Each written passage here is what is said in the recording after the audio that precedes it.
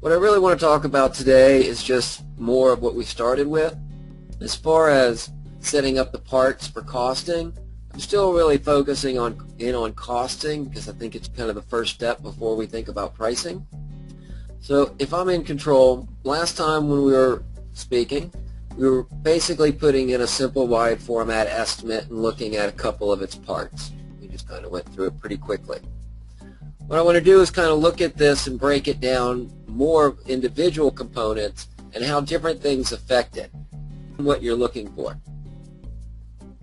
Basically, we're going through step 5. This was the estimate we were working on in the last meeting, where I'm just printing 10 18 by 24 inch vinyl signs and we're mounting it to Coroplast. I just want to add a number of components to it and then go through the different components. We just want to add them. So if I'm using a laminate, now again this would be a back laminate or a list of adhesives that you had. I needed a secondary adhesive. Then your equipment too is really how you think about that is how you are managing it, meaning if I'm laminating this to the Coroplast all at the same time, meaning I'm sending the Coroplast through the laminator as well, I don't need a second equipment. It will look at whether I'm laminating or mounting through this first one. If I'm going to laminate it and then hand mount it differently or send it through a different laminator, that would also be different. Therefore, separating the two processes between cold laminating and other laminating. And then we want to talk about how we're cutting it out. So depending on what you're using, I'm just going to throw in an eye cut for now. This is any eye-based cutter. And then the cut complexity. This cut complexity defines both how the calculation is working for perimeter. So simple, standard, and complex is really whether it's a square or not. Now square cut means it is just cutting between the two items, meaning all the way across the board for the most part, and never turning. So if they're just square cut, you have a lot fewer cutting than actually cutting something out in a circle or in a different method. Now, next I want to add some trim cap to this, and it's going to go around all the way around the sides. Then maybe they need magnetic strips or some type of Velcro, and I'm just going to put that down the top and the bottom, some Velcro. Now I could just do corners only. Any additional hardware in case I need to throw in a grommet or any additional hardware into this as well. Of course, easel backs you can throw in if you need. Any miscellaneous finishing, we can add these as well. We're going to round the corners on these things as well. Now based off of that, you will see a number of different components. This is all that's coming into this to create an estimate. All of them have their own cost, their own multiplier, and coming up with a retail price. What I want to talk about is how these prices are coming about and what we want to do to affect them and how they're affecting the overall performance of things. So I'm just going to open up a few of these parts to begin with. One is my cutter I wanted to talk about. The other one is my laminator.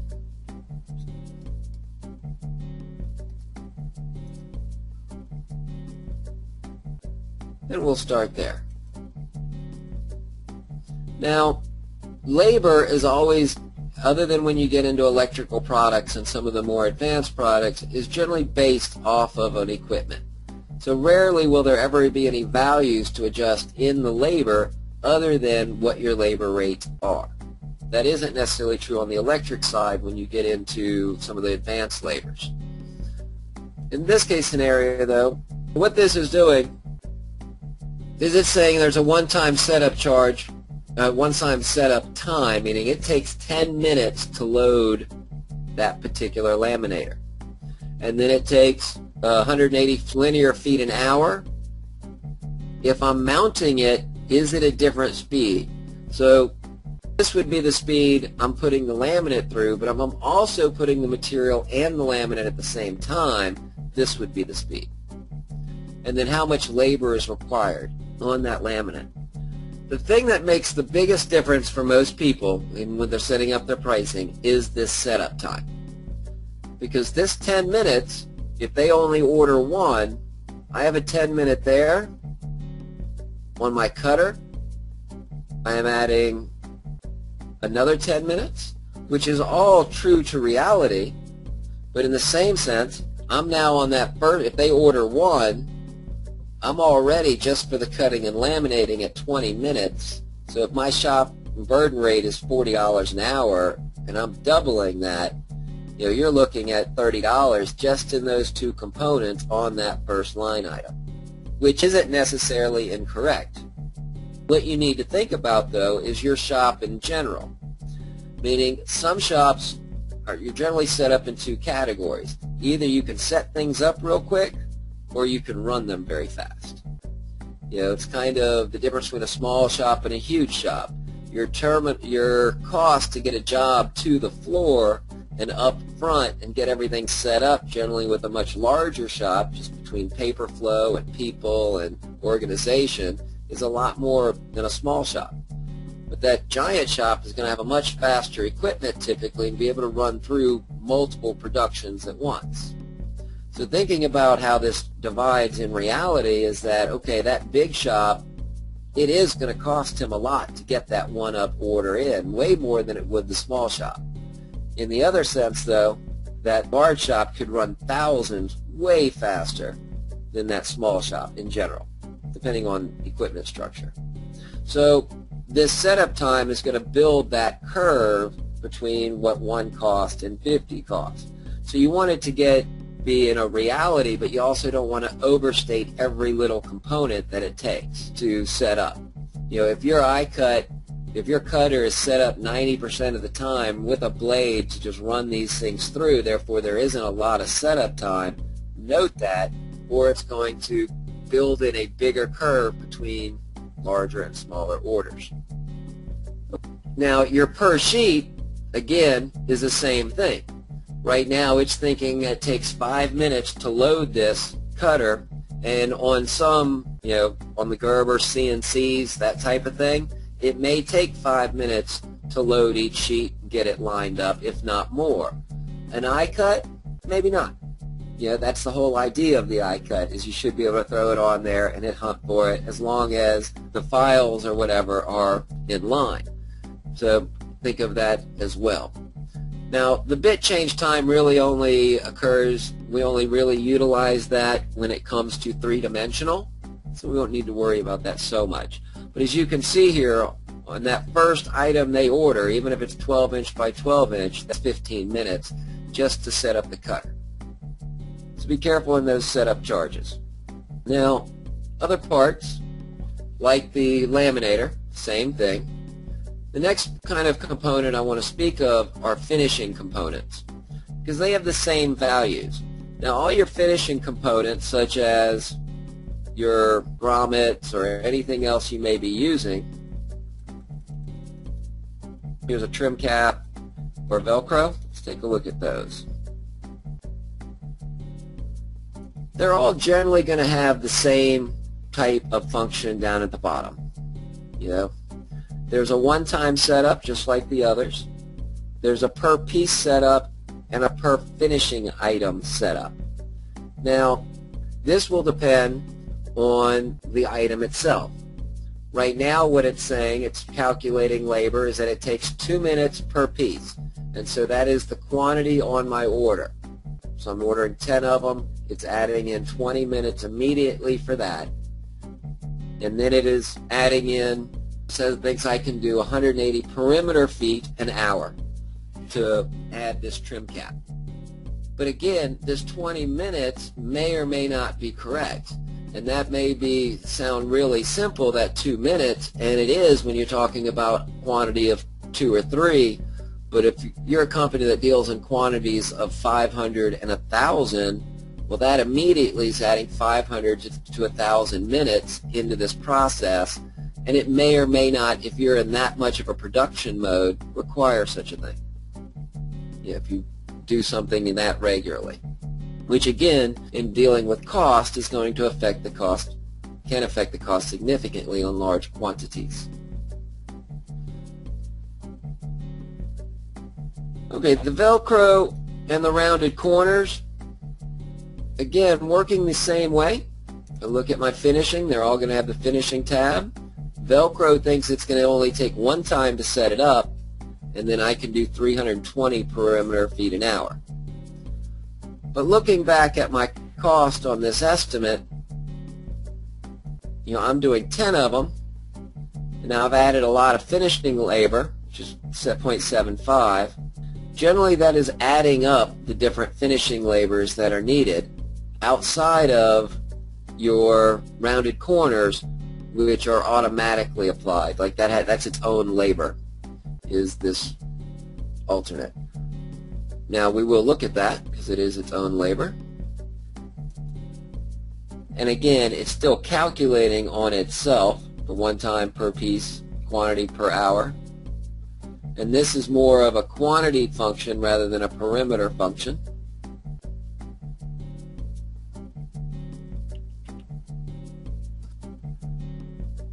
Alright, so adding up these labors though, we have a ton of setup charges just based off of that complete function. And it's something to consider. Right now, if I'm doing one of these, I'm at 200, and that's again not real because I'm not worried about price at this point. But in cost factors, I have a cost of $90. And that is to do one Coroplast sign. Now I'm printing it, I'm laminating it, I'm cutting it out, onto Coro. I'm adding a lot of things to it, which are all adding into that particular cost. However, doing simple things in the setup, once you're comfortable this is correct, that's really what you're looking at is these estimated usages. So you want to really be careful when you're looking at something at what the usage is between 1 and 10, if not 1 and 100, because as you build up, of course, those setup times are despairing. And so right now I have a cost of $21 compared to when I was doing 1, I had a cost of $90. And that is an actual based off of how long each piece of the little processes you have to go through to get this consumed. So looking at these different components, again, we said the labors are really just a fraction of, and that's another thing that can have big effects. There are ways to getting around this as far as when you're pricing things even through a cost-based pricing. So if I did not want to charge for rounded corners, but I did want to track the cost of rounded corners, that you can do. We'll talk about that more when we get into pricing based off a cost-based structure, but don't... Can I ask a question on labor? What's that? Can I ask a question on the labor? Sure. Now, do you enter the labor in at, let's say, at cost or at your overhead, or do you enter it at, let's say, retail? This is a cost, and then it's being marked up. If we look at our labor, and I'll show you real quick as well. Right now we have a fixed cost of $45 an hour for finishing labor, and we're marking that up to $90 an hour because we're multiplying it by 2. I mean, this again is not necessarily your situation, just what it's doing currently. Now, if my cost was this high, for example, I may lower this multiplier and not mark it up so much. And that would have dramatic effects as well on this overall pricing. Because even that little simple, I've got so much finishing in this product. Let's jump back here. Well, I'm doing 100 now, but on 100 of them, let's just clone that. About a $300 difference, $200 and something difference in just affecting that particular multiplier. Now on a small order, it'll even affect it more than it did in a large order because there's just not a whole lot in there. So finishing labor is now only 0.17, but it is marking it up a lot less. Now as far as where these costs come from, these $45 an hour, and where we came about these costs for labor, I do recommend in the setup steps, if I scroll down, you'll see 2 different spreadsheets. One is to figure out equipment cost, and one will help you with the overhead burden rate. Now I'm going to pop this up just so that we can talk about labor for a minute.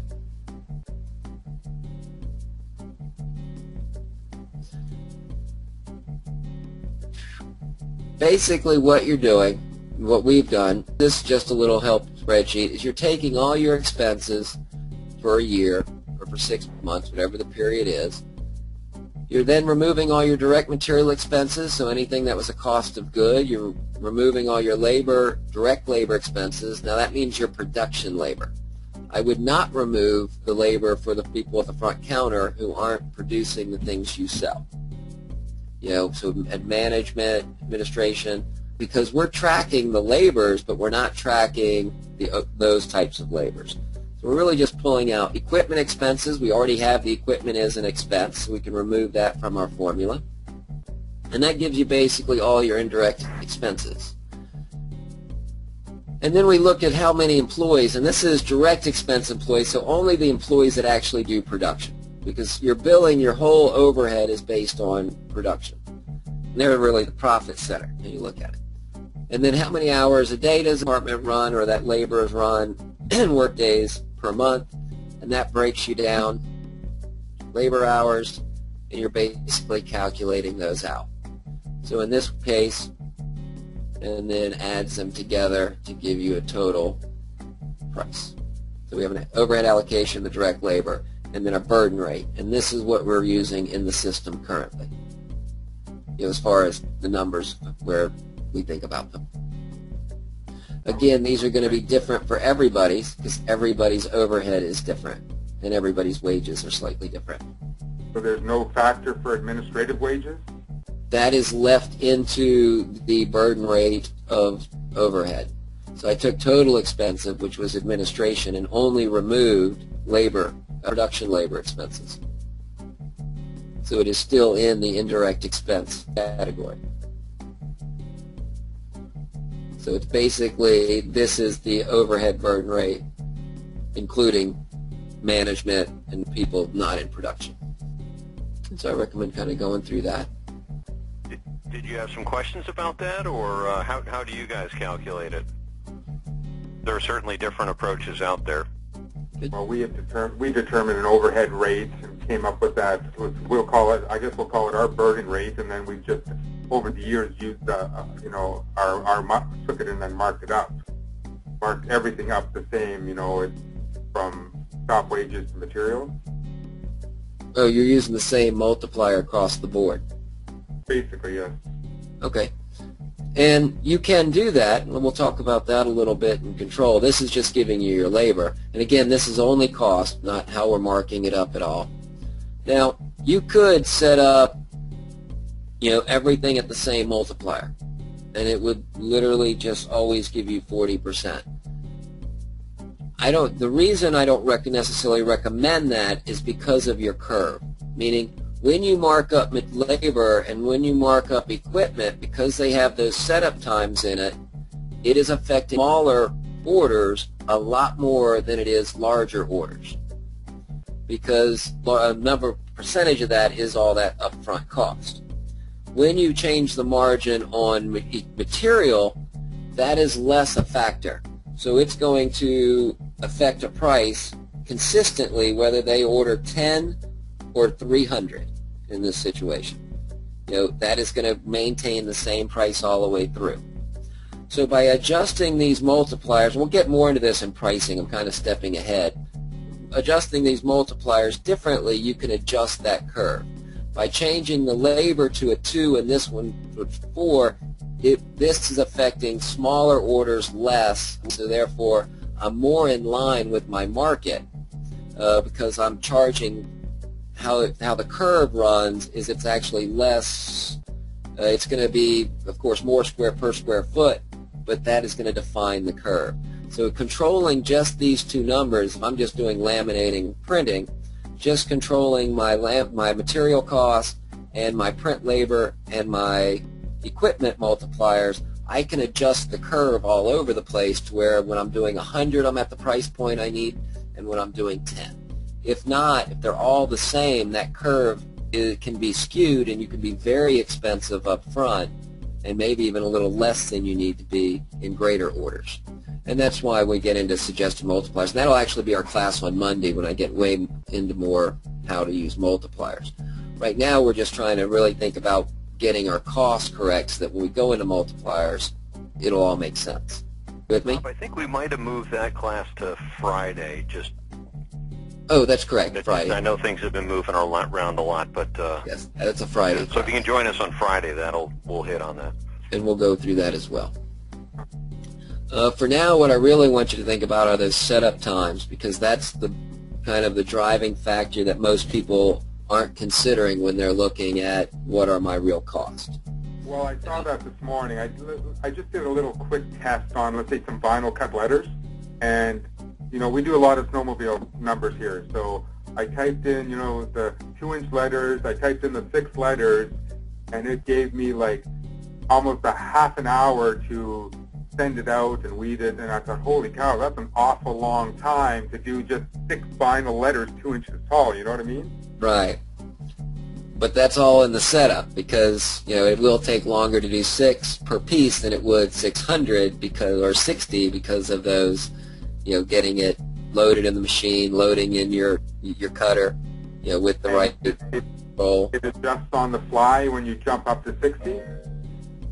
When you jump up to 60, you still had the same setup charge, but that's already been accounted for. You're now only looking at run times, so your time per piece is going to go down. Right. Not the overall time, but your time per piece Right. goes down based off of that setup time and your runtime curve. And so in vinyl, you have to, and in vinyl and in some other aspects, you do need to be fairly careful. Some of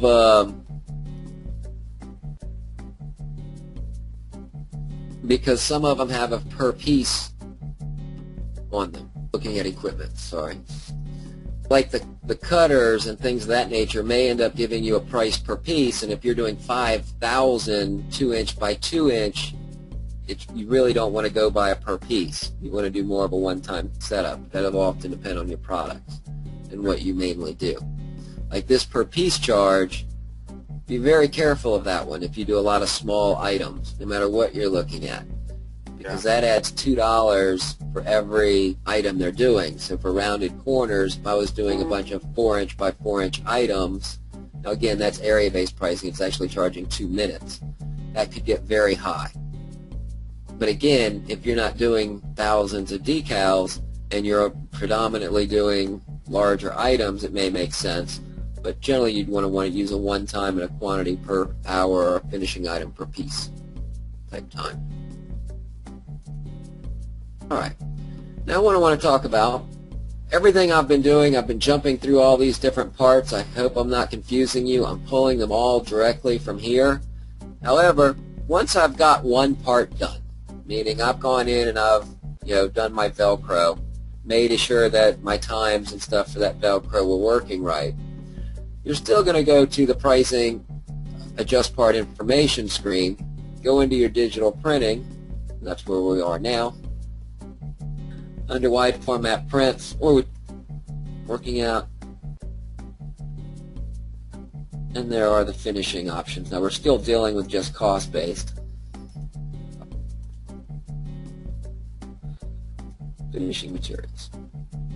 When dealing with finishing, you just really want to clone something that's in the right category, meaning I'm going to clone grommets, I'm going to include something for installation method, and an installation method could be magnets, install, etc. And then you have your grid of all the values that could be used in costing.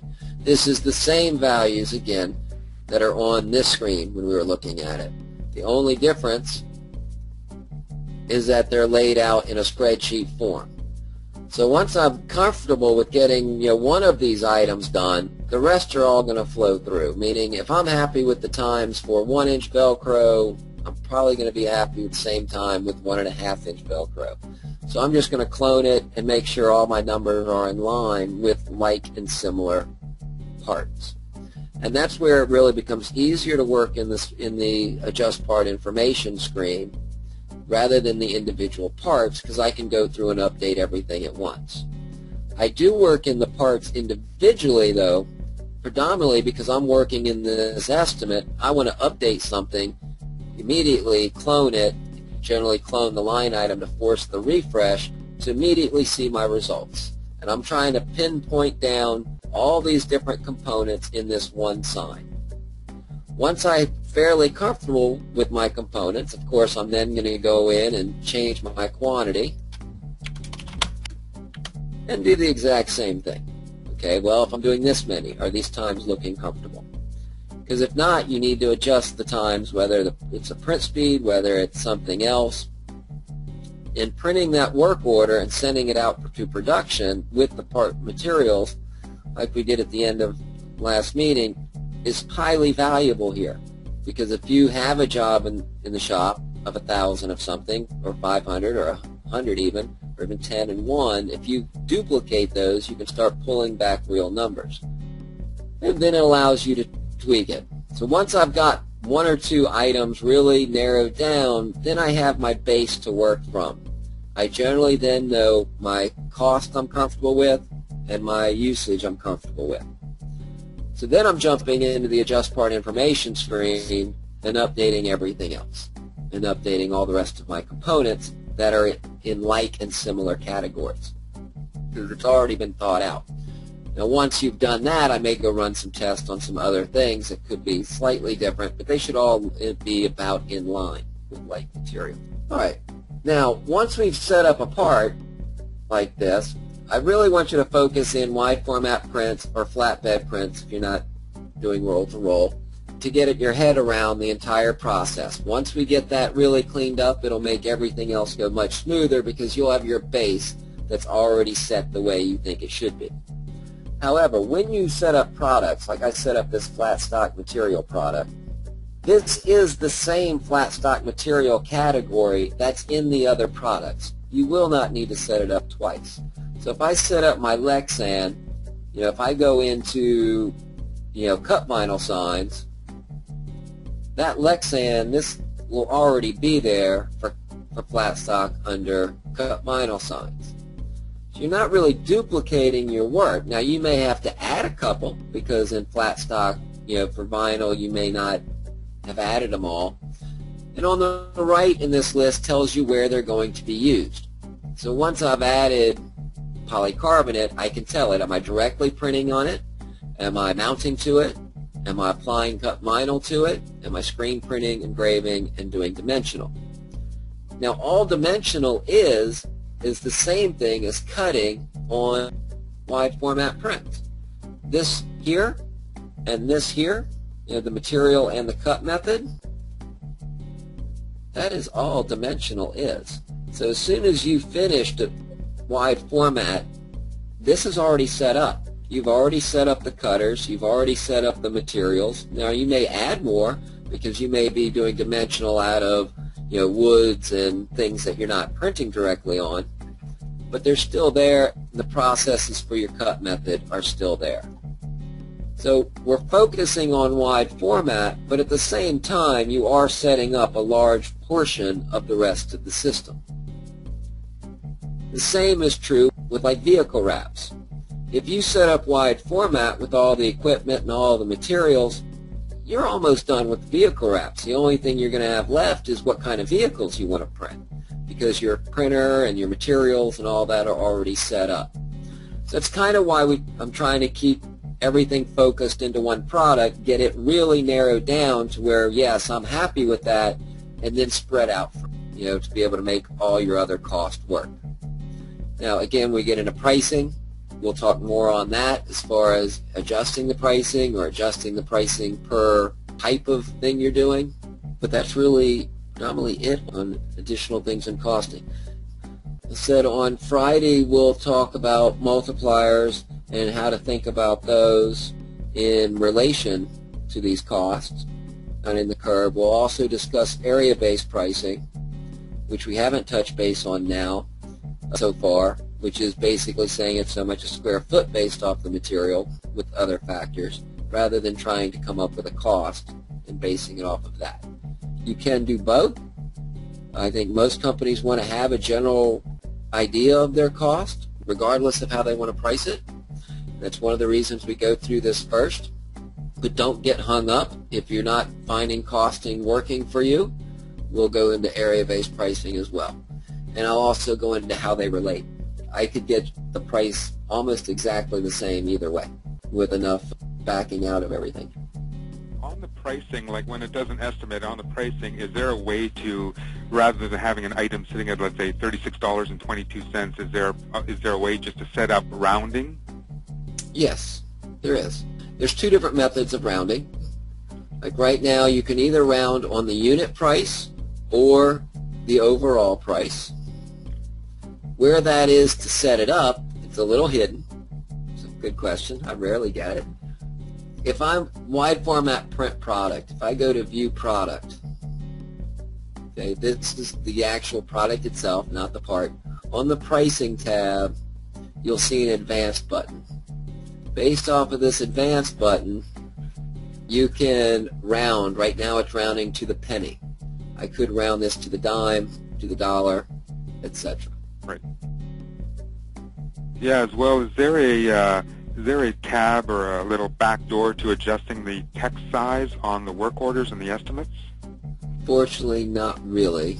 That's a Crystal Report issue, kind of how it mixes with other things.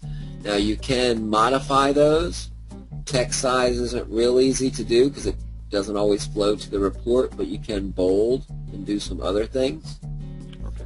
That's more in an advanced class, but that is basically what prints on an estimate and invoice is adjustable. It's all done in formula base, so is the work order. So these can be modified. I recommend you kind of figure out exactly what you want it to do. Right. Where, and then kind of send it to your point person and have them look over it with you, and then they can better explain how to get there. Yeah, you write into the code. Yeah, you're kind of writing in a formula language, so it's best, unless you want a learning curve, I would just send it to somebody and ask them to take a look at it for you. Sounds good. Another question on specific products. So let's go back to the snowmobile number example. Like we have standardized pricing per color. So is there a way to set up a product where it just automatically, a one color price for sled numbers is this, a two color price for sled numbers is that? Sure. Now you're pricing per color, per square foot type of thing? Well, we've just set up standardized pricing. And so I don't really want the system to make an estimate as much as when somebody keys in an order for, let's say, a snowmobile number, it just automatically pops up our standardized number that we set for the year. Okay, so what we're talking about is more or less creating a product of its own just for those numbers, right? Right. Sure. And so basically, and we'll get into this in pricing more instead of costing. I would still set it up as the your costing all combined in your cut vinyl RTA. Sounds like that's what you're doing, right? Is yeah. RTA. Yeah. So I would still set this up, and then what we'll do, and we'll talk about this some in pricing, is we'll clone this to create other products and then set all the defaults to what you want, as well as you can then control the pricing different if you wanted to control prices per color. We'll kind of talk about that. And that's more kind of using an area-based pricing and customizing your products for you. Still use all the same materials, still use all the same plotters, but what we'll do is we'll clone it and then set those defaults so that when you choose that snowmobile lettering or whatever, the plotter will already be defaulted, the vinyl type will already be defaulted, so all you're doing is choosing the colors and the size. Right. Now on vinyl plotters, or let's say cutting plotters, like a Gerber plotter or Suma plotter, when I was looking in there, it had these numbers, like 360 inches an hour or whatever the number was. Like, how do we determine that number? And realistically, I've got a Suma plotter that'll cut 50 inches a second, but we would never make that machine. That's not a reality. Yeah. Yeah, that's not a reality. That's why I'm a big believer in just running some of these test orders, like I've been talking about, even before you even try to tweak those numbers. If you want a starting point, I may run, especially if you have an order in the job, a job in the shop. Just take a job you have in the shop that's fairly normal, put it in the system, print it out the work order with the bill of materials, send it through the shop, because in that bill of materials it's going to have what it was estimated at and a spot for them to put actual. Once you start seeing numbers, okay, so this 118 by 24s took this long, I can back out of that. We can back out from there and say, okay, that's so many square feet an hour, but it did take how long to set it up. Pull that out, and you can kind of back out from reality. Okay. Because yeah, what the equipment manufacturers tell you will never work. It'll never hit reality. And everyone's different. You know, every shop is different as far as how fast they can get different components complete. Right.